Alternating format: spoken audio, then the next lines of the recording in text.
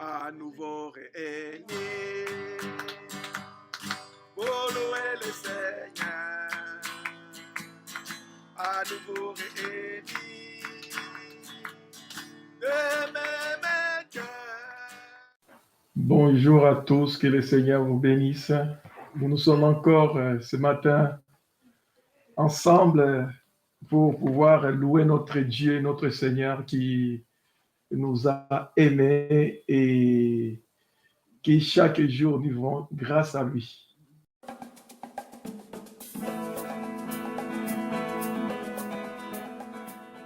Alléluia! Amen. Oui, c'est une vérité que nous sommes véritablement des temples du Saint-Esprit.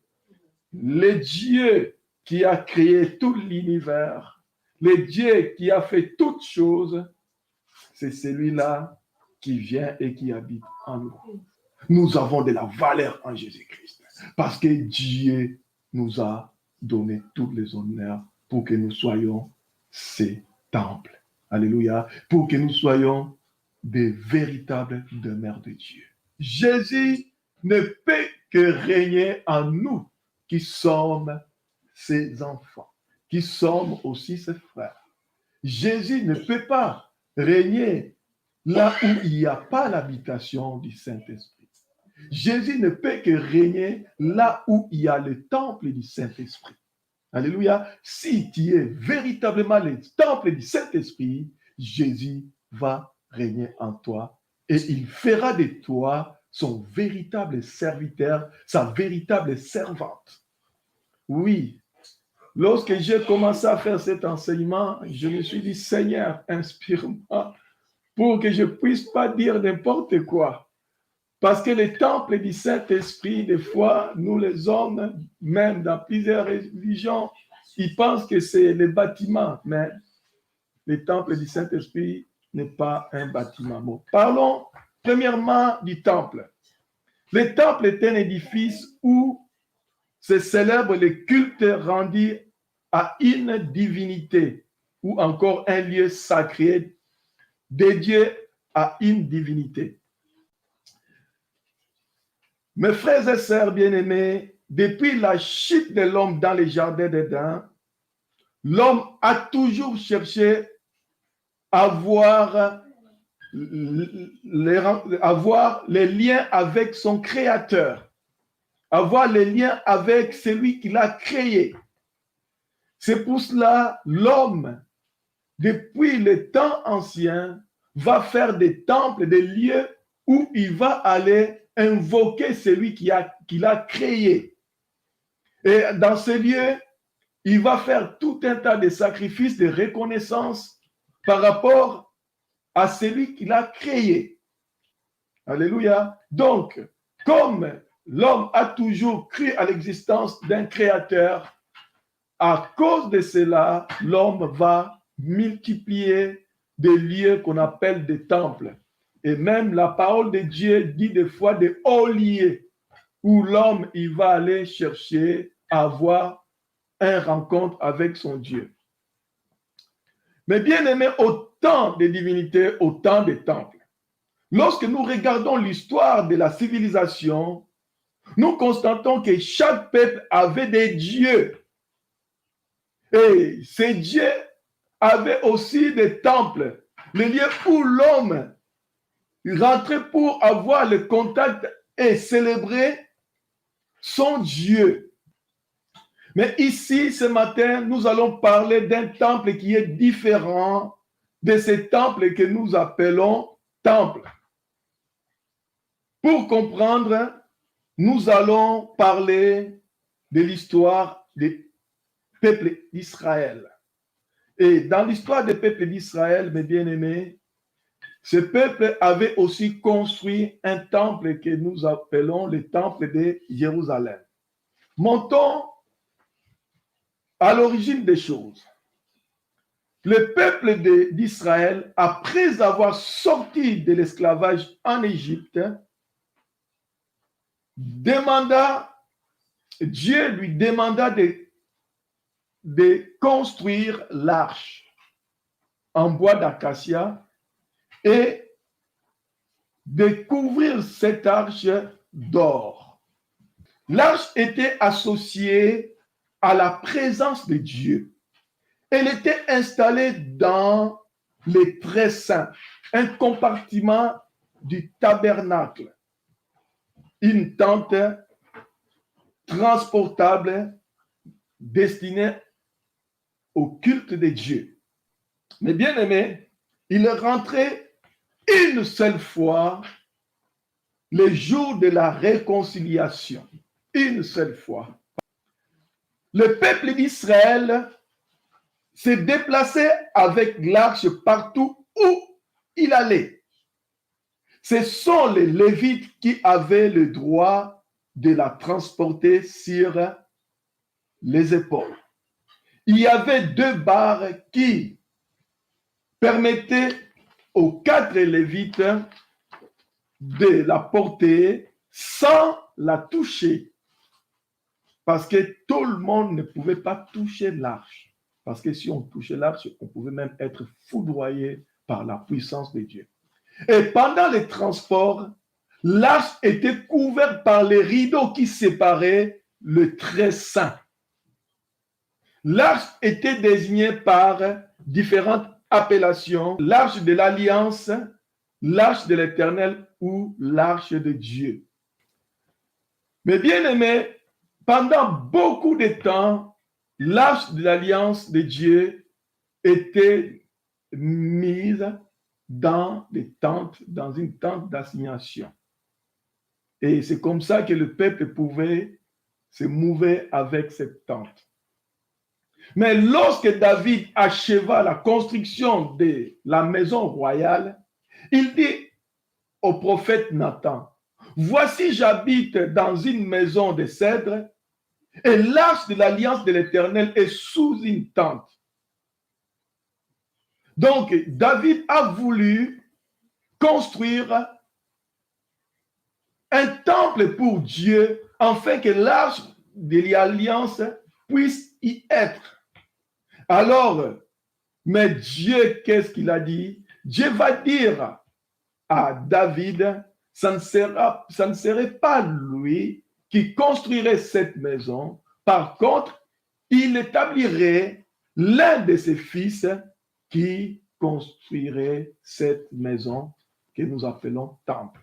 Et c'est Salomon, le roi Salomon, le fils de David, qui construisit cette maison à l'Éternel selon les plans et les ordonnances de l'Éternel. Parce qu'il n'avait pas construit ça selon ce que lui-même il a conçu, le modèle que lui-même il a conçu, mais il a reçu directement les instructions et tout ce qui est le plan de Dieu lui-même.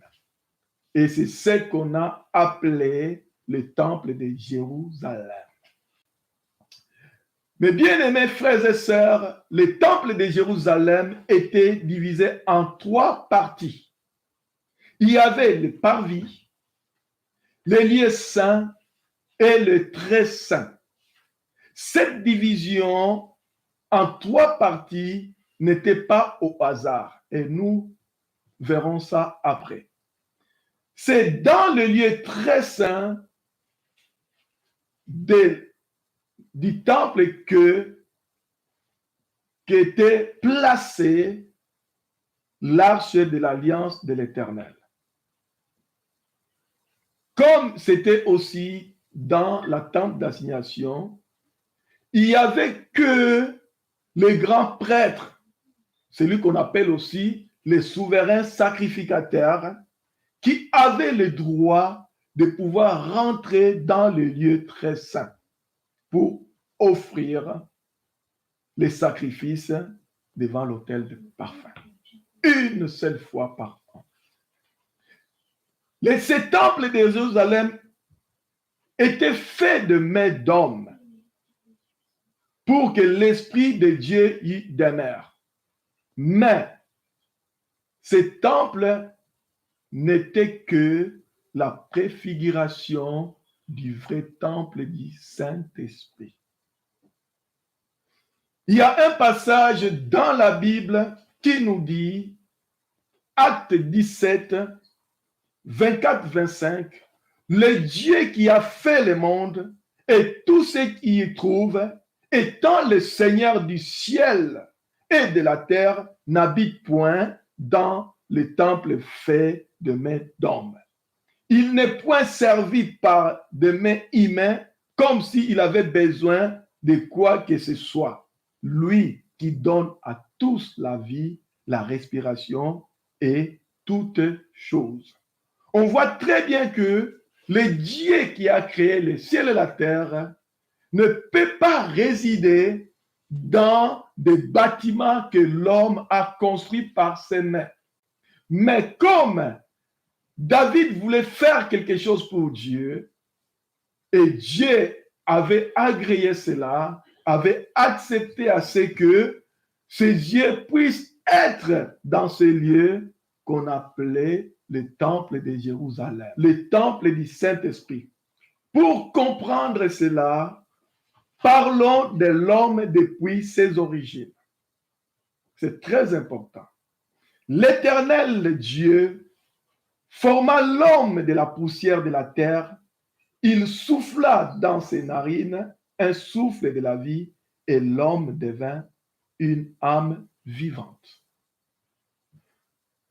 Mes frères et sœurs, on ne voit nulle part dans la Bible, lorsque Dieu a créé les animaux, il souffla dans leurs narines.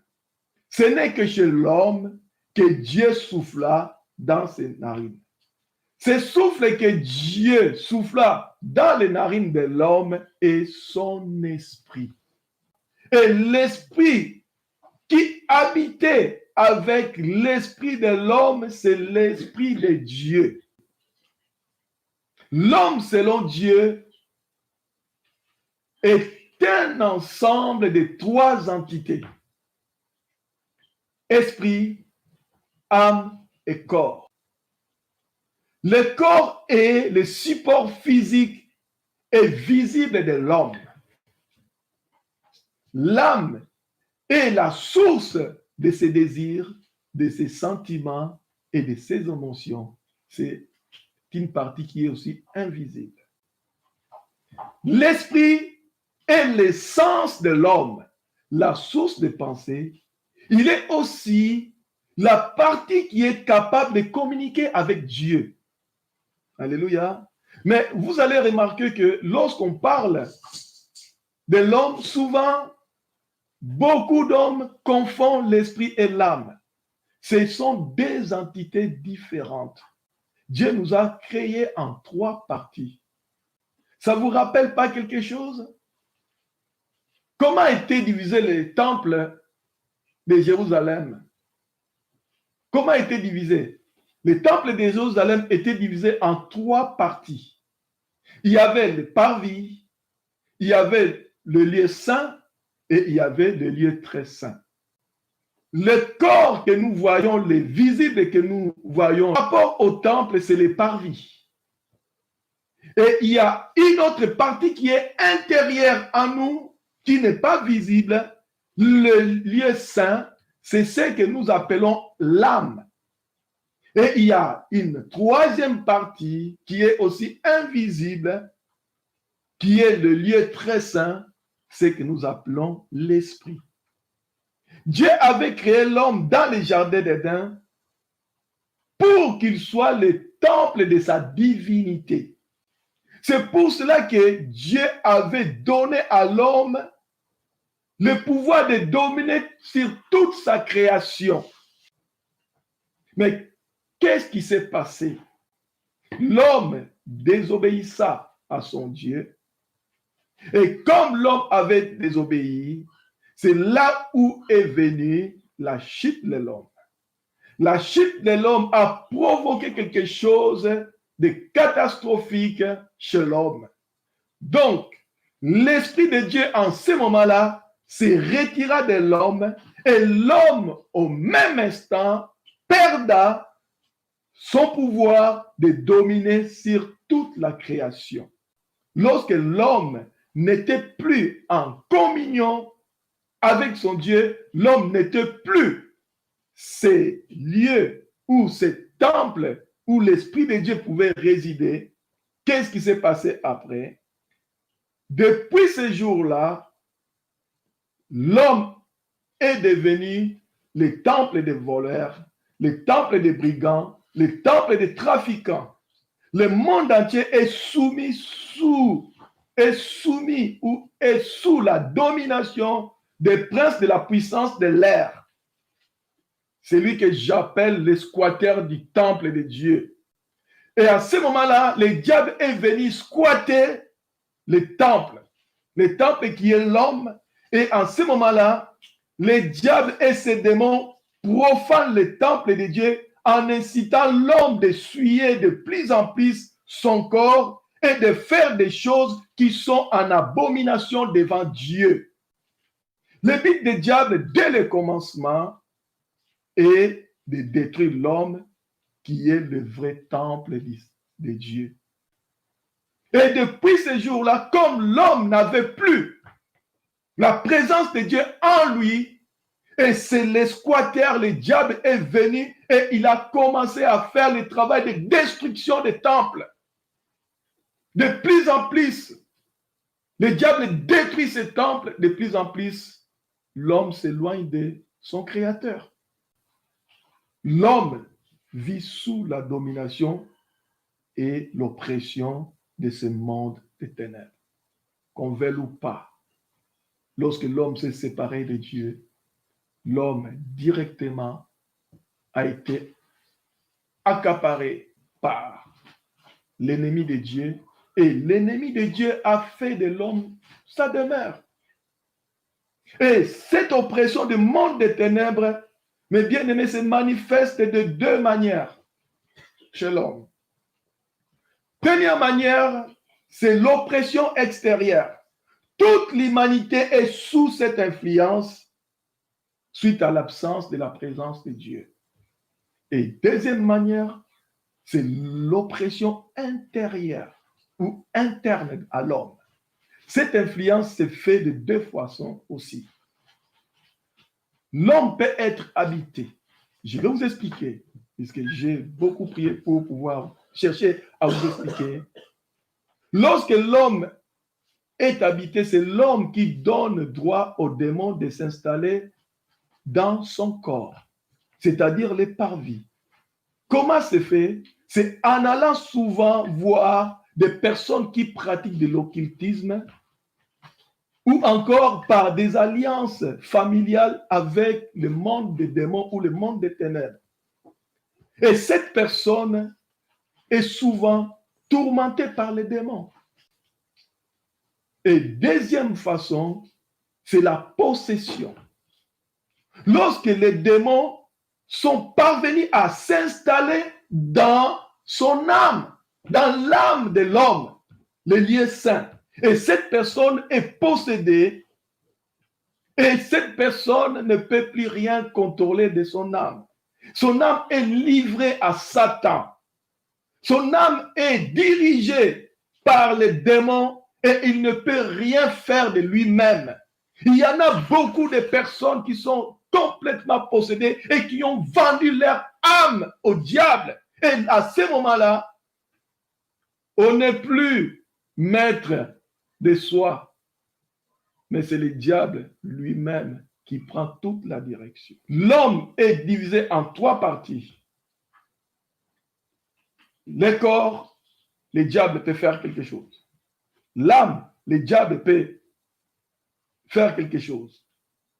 Mais les démons ne peuvent pas rentrer dans l'esprit de l'homme. Les liens très saints. C'est mon avis.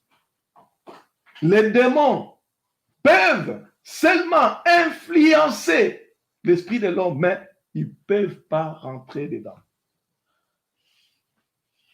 Pourquoi je dis ça? Que les démons ne peuvent pas rentrer dans l'esprit de l'homme, parce que l'esprit de l'homme est le souffle de Dieu. Que le souffle que Dieu a mis dans chaque homme. Et ce souffle-là est toujours dans la pureté. Et bien aimé. Mais lorsque l'homme n'a pas Dieu, cet esprit-là de Dieu est étouffé. Il est étouffé. Mais cet esprit appartient toujours à Dieu. Et d'ailleurs, nous voyons bien dans la Bible, ce n'est pas l'esprit qui pêche, mais c'est l'âme qui pêche. Il y a aussi un passage dans la Bible qui me tient à confirmer cela. Il est dit que lorsque l'homme meurt, qu'il soit bon ou mauvais, son esprit retourne à Dieu qui l'a donné. Mais lorsqu'on regarde tout ça, on dit quoi? L'homme, il est complètement perdu. L'homme, il est complètement perdu. Mais il y a quelque chose qui est merveilleux. Dieu, qui est riche en miséricorde, à cause de son grand amour dont il nous a aimés, au temps marqué, il envoya son Fils unique, Jésus-Christ, pour chasser les squatteurs du temple de Dieu. Mais bien aimé, Jésus, il est le seul. Il est la seule personne que Dieu a donné tout pouvoir pour chasser les démons, les diables du temple de Dieu. Et pour aussi purifier les temples. Et d'ailleurs, nous allons voir ce que Jésus a fait dans le temple de Jérusalem.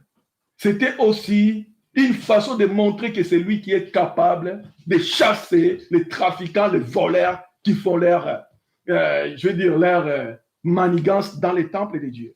Et d'ailleurs, il dit clairement, vous chasserez les démons en mon nom, pas au nom d'une autre personne, c'est au nom de Jésus. Le temple de Dieu, ce n'est pas une maison qui a été faite par les mains d'hommes, mais c'est une maison que Dieu lui-même a créée, que Dieu lui-même a façonnée selon selon le modèle qu'il a conçu. C'est toi et moi, c'est l'homme. Alléluia. Et il dit que ma maison sera une maison de prière. Et la maison de prière, c'est quoi? C'est pas un temple. La maison de prière, c'est un temple.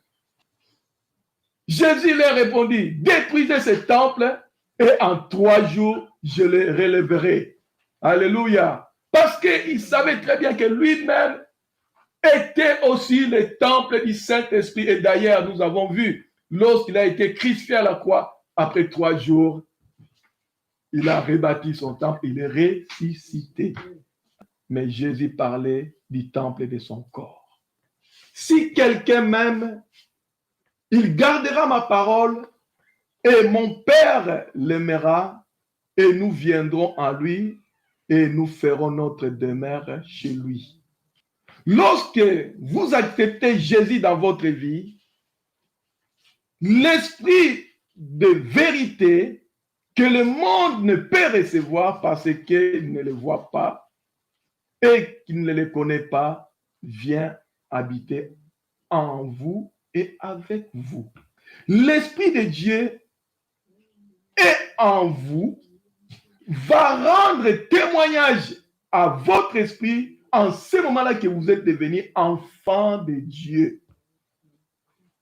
L'Esprit de Dieu va habiter dans les sanctuaires. L'Esprit. Il va habiter dans la partie qui est esprit en toi pour que vous deveniez un vrai adorateur ou une vraie adoratrice.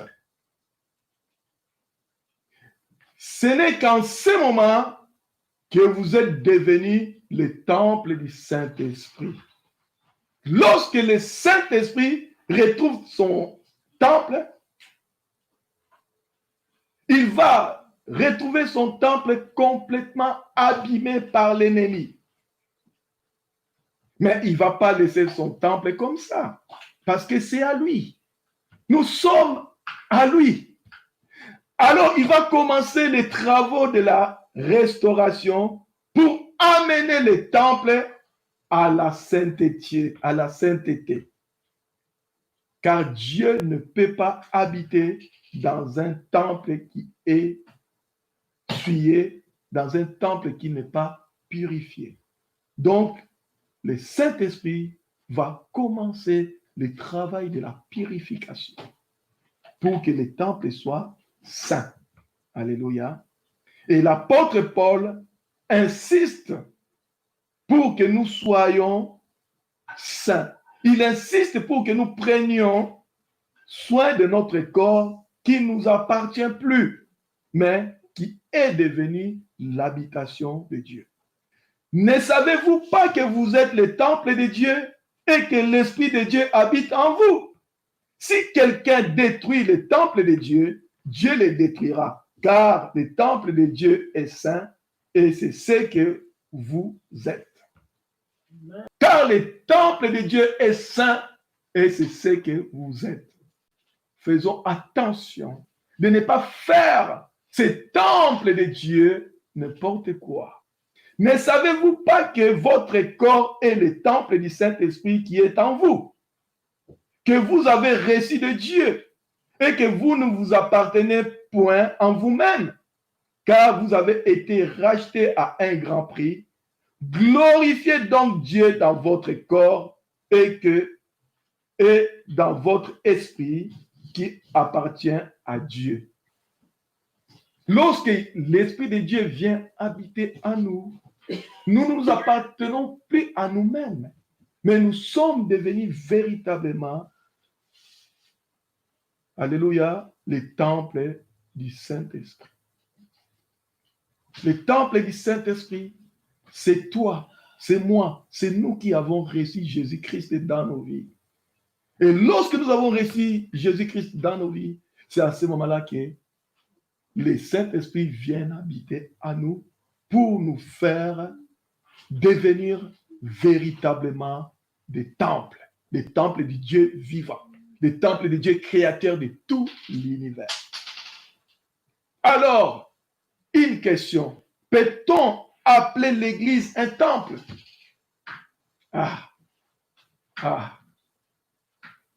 Beaucoup de personnes posent cette question.